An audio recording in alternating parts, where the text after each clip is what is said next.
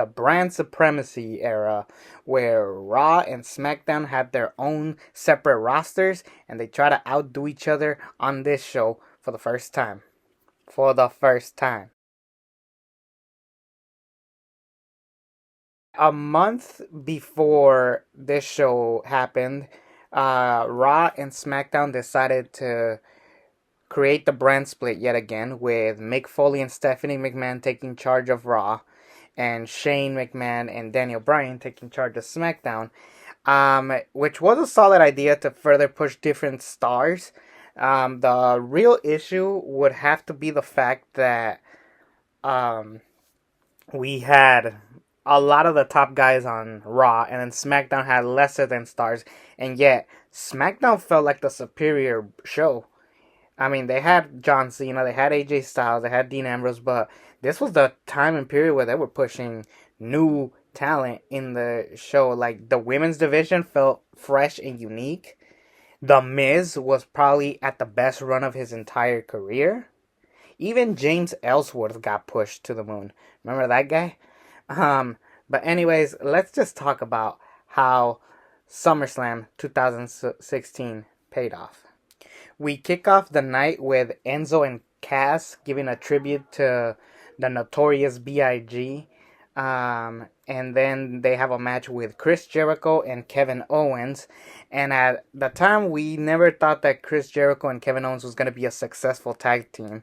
And yet, it was the best part of Raw, if I'm being honest. Jericho and Kevin Owens had great chemistry with each other. They were very funny together. And they did a good job with what they were given. And this was a further proof of it. We all thought they were just going to be regular tag teams. But essentially, what happened was Finn Balor got hurt. They needed to pivot. Kevin Owens became Universal Champion. And it led to some of the best and funny gags of Raw. And Jericho and Kevin Owens were definitely the saviors of Raw in 2016, that's for sure. Sasha Banks and Charlotte Flair fight for the women's championship. This was an okay match. They have way much better matches down the road. They even had a really good one on the first Raw, the brand split, with Sasha Banks going over. And they did this fun story of Sasha Banks and Charlotte Flair feeling equal to each other, going back and forth with the belt. But Charlotte was always the one winning pay-per-view matches, and Sasha Banks was always winning the Raw matches. And they had amazing matches, from Hell in a Cell, False Count Anywhere, and what's it called, the Iron Woman match. I always thought that their Raw matches were better than their pay-per-view matches, and this was further proof of it. Obviously, they had to limit the amount of time because they were pushing other stuff that was big around this point. So it was a good time for the women's division. They took out Divas, and Sasha and Charlotte carried Raw. Becky Lynch carried SmackDown. It was a good time for the women's division. The Miz versus Apollo Crews. They just needed to throw Miz in the show, and rightfully so, because Miz goes on a tear, having amazing promos. He's great on the mic, and then they further pushed and showed us why The Miz was awesome. Too bad this match wasn't. It was just a way to have the Intercontinental Championship be showcased on SmackDown. They just had Apollo Crews there just for the sake of it, and unfortunately, like I said, the match wasn't great, but it led to further and better things down the road. Then we get possibly one of the greatest matches in SummerSlam history, one of the greatest matches in history, part of one of the greatest feuds in history. John Cena versus AJ Styles. They had a Money in a Bank match earlier on in the year, which was good, but it was infamous for the club interfering and costing John Cena the match, having AJ Styles get the victory. Here, there was no more Luke Gallows and Carl Anderson. They were busy with the tag team belts. So AJ Styles wanted to prove himself. He could beat John Cena, be the face of the company. John Cena says, all right, bring it. And they gave us one of the greatest matches I have ever seen. This was some good back and forth action. This was phenomenal. I just love this match. I love going back to it. And it's crazy because it wasn't even for a title. It was just a one-on-one match, and they managed to give us a classic one that people are gonna remember for the test of time. And this was the time when John Cena was finally putting over people clean, because after in the match it ends with um the Styles clash, and we're thinking, okay, AJ Styles is gonna pin John Cena. Then he gets up, he goes to the ropes. I'm like, what are you doing? And it looked like he was gonna do a dive, and we were so scared that John Cena was gonna reverse it into an attitude adjustment, leading into John Cena getting the victory. That's where we thought this was heading. No, AJ Styles hits a phenomenal forearm, clean, and AJ Styles is your winner. He beat John Cena clean. This is wild. It was a great match to showcase AJ Styles and further tell you this is the guy we're gonna be pushing. And you ask for it and you'll get it. John Cena puts the whole never give up to the test, and I just loved the match. It was one of my favorite matches of all time. It is a really good match that you should go out of your way and watch. Now, unfortunately, this is around the time and period where the show starts falling flat. Not horrible, but it's just, well, you'll see when I'm talking about it. We have a tag team match for the WWE Tag Team Championships. They weren't the Raw Tag Team Championships yet, but we were getting there. But New Day versus Luke Gallows and Carl Anderson. Jon Stewart wanted to redeem himself from the previous year after costing John Cena the match, so now he joins the New Day since Big E got taken out by Gallows and Anderson. They have a dull match. It is famous for Big E coming in, attacking Luke Gallows and Carl Anderson. Luke Gallows and Carl Anderson win by DQ, but the New Day are still your tag team champions. I didn't like this. I would have preferred Gallows and Anderson win clean. Man, you know what's crazy? People called Luke Gallows and Carl Anderson one of the greatest teams in New Japan. They'll come to WWE and they just got buried. Personally, they should have been on NXT. I always thought that they could have benefited from being on NXT, get them some hype, get us a reason to care, because the difference with, because I remember the signings were AJ Styles, Shinsuke Nakamura, Luke Gallows, and Carl Anderson. With Nakamura, we kind of knew who he was, but they still wanted to send him to NXT.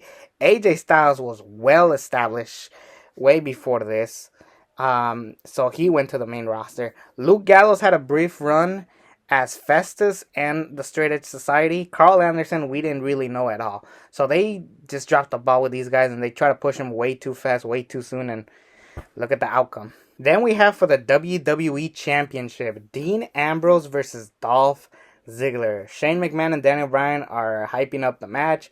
They're sitting ringside to promote this match and hype it up more for their SmackDown main event, even though there's another SmackDown match that we'll see later on. Like, literally, it'll be the next match. But Dean Ambrose and Dolph Ziggler, you hear Dean Ambrose and Dolph Ziggler, and you're thinking, okay, good match.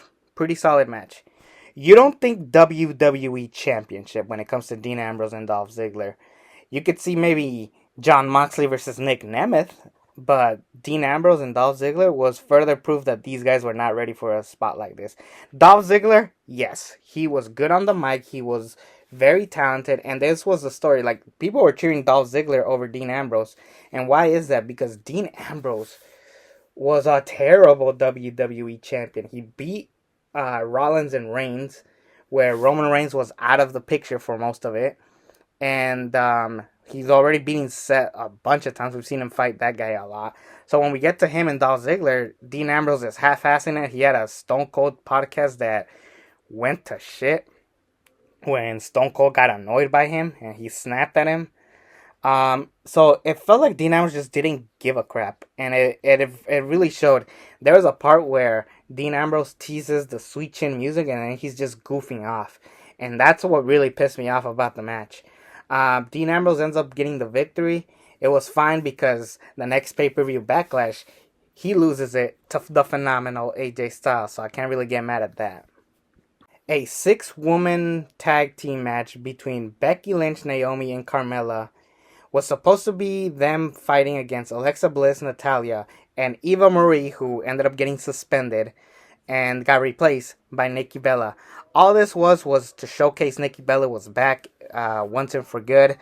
Like I said, we weren't close to building up a strong women's division on SmackDown yet, but we were getting there. And luckily, they had the heels win, giving the baby faces a more like, okay, let's cool off. Let's see if we could bring it now. And I really, even though the SmackDown division was small, it felt stronger than the Raw one because it was really just Charlotte and Sasha. From time to time, they'll toss in Bailey. From time to time, they'll toss out Nia. But really, you had a variety in SmackDown, even with only these six girls. Um, wow. Whew. This is one of the funniest matches I've ever seen. But Seth Rollins versus Finn Balor for the inaugural Universal Championship. This match is famous for, well, um, well, so the Universal Championship got showcased here. We were all like, okay, what is this Universal Championship? It's a new world title. What is it going to look like? And it's essentially the WWE Championship, but with a red strap. It looked ugly. It's still hated to this day. And it pissed off people because at this point, this was a period where every belt looked the same. The only exceptions were the IC belt and the US belt. Everything else looked exactly the same, and it pissed off everybody, and rightfully so. So Finn and Seth have a decent match, but it got overshadowed by the belt. People were booing it. People were making funny chants. That belt sucks. Hey, we want a new belt. And then in the process, Seth Rollins throws Finn Balor through the barricade. He gets injured, and unfortunately, while Finn Balor wins, he ends up vacating it the next night. It helped out Kevin Owens in the long run, but unfortunately, Finn Balor has never recovered from this injury. Now, what was supposed to be Roman Reigns and Rusev for the United States Championship became a brawl. They just couldn't handle each other. They just decided, let's just brawl. They had a match on Raw already, so then naturally they just said, okay, we're gonna brawl here. And then they continued the feud on to Night of Champions. I would have, honestly, this is what I would have done. I would have had Roman stick around for the Shield Triple Threat match feud. After Battleground, he then goes on time off for his suspension, and then he comes back the Raw after SummerSlam, giving us a little break from Roman Reigns. They insisted on bringing him to SummerSlam, and why? He doesn't even have a match. It's so stupid. Now we have the main event, Brock Lesnar versus Randy Orton, the dream match, players. This was pretty fast paced. It was just suplex, RKOs, F5s, and then eventually it led to Brock Lesnar just punching Randy Orton brutally, bloodying him up, and Brock Lesnar winning by TKO. Shane McMahon gets furious. It was supposed to set up Brock and Shane down the road, but then Goldberg got signed, and they said, yeah, we got to do Goldberg Brock again. And okay. I don't understand why they didn't just have Brock Lesnar win clean, just have him pin him. I don't know what was the purpose of having this finish, but it was a good match. For the 11 minutes that they got, they did a good job giving you a very highly entertaining match, even with that little time. Overall, this show had some good matches, nothing too great outside of AJ Styles and John Cena. Seth and Finn was good, but the Universal title looked ugly, and it still looks ugly. I'm giving this show a B minus because at least it set up some really good stuff down the road. So 2016, the brand split was both a blessing and a curse, but at the end of the day, we had some pretty entertaining stuff, so I can't really hate it. Anyways, 2017 is that one's not a good show. I'm just telling you right now. And well, take care everybody. I'll see you with that review when I get to it.